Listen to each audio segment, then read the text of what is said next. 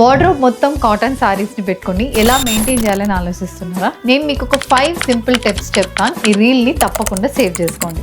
First one, gentle hand wash only. మనం ఎప్పుడు cotton సారీస్ని machine wash కాకుండా హ్యాండ్ వాష్ మాత్రమే చేయండి.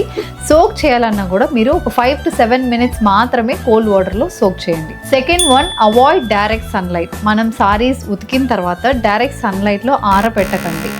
షేడ్లో మాత్రమే ఆరబెట్టండి. అప్పుడే మీకు కలర్ కూడా డ్యూరబిలిటీ ఉంటుంది అండ్ సారీ ఫ్యాబ్రిక్ క్వాలిటీ కూడా ఆ సాఫ్ట్నెస్ అనేది మనకు మెయింటైన్ అవుతుంది.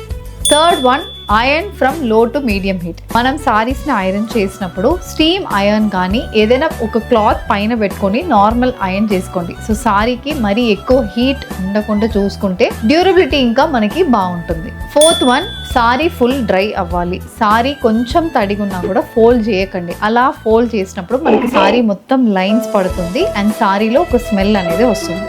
Fifth one, sorry storage. సారీని ఎప్పుడూ ఒక మంచి షేడ్ ప్లేస్లో స్టోర్ చేయండి. కుదిరితే మస్లిన్ క్లాత్స్లో స్టోర్ చేయండి.